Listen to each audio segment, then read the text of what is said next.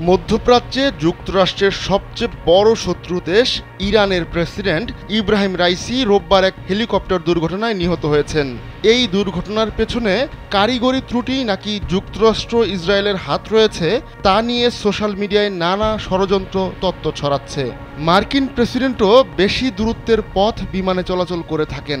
তাকে বহনকারী বিমান কতটা নিরাপদ, আর এর ভেতর কি কি সুযোগ সুবিধা রয়েছে? মার্কিন প্রেসিডেন্টকে বহনকারী বিমান এয়ার ফোর্স ওয়ান নামে পরিচিত।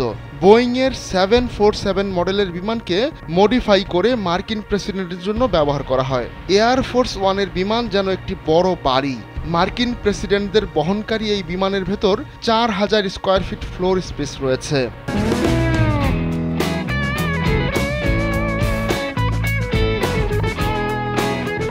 232 ফুট লম্বা এই বিমানে 4টি জেট ইঞ্জিন রয়েছে। এটি ঘন্টায় সর্বোচ্চ 630 মাইল গতিতে ছুটতে সক্ষম। এই বিমানটি 45,100 ফুট উঁচুতেও উঠতে পারে। এয়ারফোর্স ওয়ানের একেবারে নাকের ডগায় একটি মিড এয়ার রিফুয়েলিং প্রোব রয়েছে, অর্থাৎ আকাশে থাকা অবস্থাতেই বিমানে জ্বালানি ঢোকানো সম্ভব। ককপিটের পেছনে রয়েছে ক্রু লাউঞ্জ। সেখানে বিমানের পাইলট ও অন্য ক্রু সদস্যরা বিশ্রাম নেন। তবে এই লাউঞ্জটা সাধারণত ফ্লাইট ক্রুরা ব্যবহার করে থাকেন। এই লাউঞ্জের নিচে আরেকটি লাউঞ্জ রয়েছে যেটি সাপোর্ট ক্রুরা ব্যবহার করে থাকেন। সব মিলিয়ে একটি ফ্লাইটে 26 জন ক্রু থাকতে পারেন। ক্রু লাউঞ্জের পেছনে একটি কমিউনিকেশন সেন্টার রয়েছে। বিমানে থাকা 85টি টেলিফোন এবং 20টি টেলিভিশনের জন্য প্রয়োজনীয় সাপোর্ট এখান থেকেই আসে। এই রুমেই সর্বশেষ প্রযুক্তির রাডার, ট্র্যাকিং এবং ডিফেন্স সিস্টেম রয়েছে। পরমাণু বিস্ফোরণ হলে ইলেকট্রোম্যাগনেটিক ইন্টারফেয়ারেন্স থেকে এই রুম পুরোপুরি সুরক্ষিত। বিমানের একেবারে সামনের অংশে নিচের ডেকে প্রেসিডেন্টের ব্যক্তিগত স্যুট রয়েছে। এই স্যুটে একটি বিছানা, সোফা, ড্রেসিং রুম এবং শাওয়ার সহ একটি বাথরুম রয়েছে। সেখানে একটি ছোট জিমও রয়েছে। স্যুটের পেছনে প্রেসিডেন্টের অফিস। এটাকে আকাশেই ওভাল অফিস বলা যেতে পারে। উপদেষ্টা বা বিশেষ অতিথির সঙ্গে এই অফিসে বসেই কথাবার্তা বলতে পারেন মার্কিন প্রেসিডেন্ট। মাঝে মাঝে এই রুমে বসে শুধু ব্যক্তিগত অতিথিই নয়, অন্যদের কাছেও বার্তা পৌঁছাতে পারেন মার্কিন প্রেসিডেন্ট। 9/11 হামলার পর এই রুমে সম্প্রচারের জন্য প্রয়োজনীয় টেলিকমিউনিকেশন ইকুইপমেন্ট বসানো হয়, যাতে 30,000 ফুট উঁচু থেকেই জাতির উদ্দেশ্যে ভাষণ দিতে পারেন প্রেসিডেন্ট। এয়ারফোর্স ওয়ানে একটি মেডিকেল স্যুটও রয়েছে। এখানে জরুরি ফার্স্ট এইড সুযোগ সুবিধা ছাড়াও এটিকে অপারেশন রুম হিসেবে ব্যবহার করা হয়।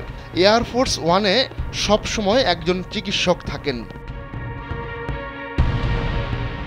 বিমানের রান্নাঘরও রাজকীয়। এখানে একসঙ্গে 100 লোকের খাবার রান্না করা যায়, আর 2000 মিল তৈরির জন্য প্রয়োজনীয় খাবার রাখার ব্যবস্থাও রয়েছে এয়ারফোর্স ওয়ানে।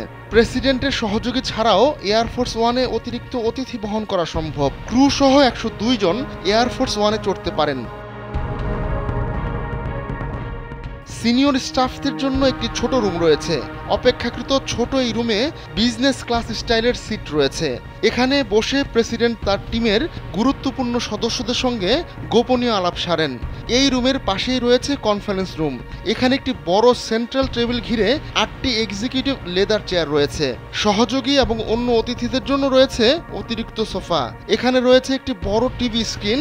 এর মাধ্যমে সংবাদ দেখা এবং স্থলে থাকা ব্যক্তিদের সঙ্গে ভিডিও কনফারেন্সও করা যায়। প্রেসিডেন্টের অফিস স্টাফদের জন্য আলাদা রুম রয়েছে। সেখানে ওয়াইফাই, ফ্যাক্স মেশিন, ফোন ও টেলিভিশন রয়েছে। স্টাফ রুমের পেছনে অতিথিদের জন্য ক্যাবিন রয়েছে। এটা অনেকটা বাণিজ্যিক বিমানের ক্যাবিনের সমান।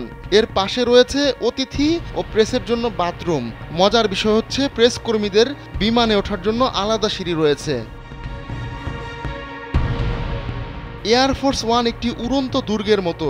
মার্কিন প্রেসিডেন্টকে নিরাপদে রাখতে এখানে বিভিন্ন প্রতিরক্ষা ব্যবস্থা স্থাপন করা হয়েছে, আর এজন্যই এটিকে বিশ্বের সবচেয়ে অভেদ্য বিমান বলা হয়।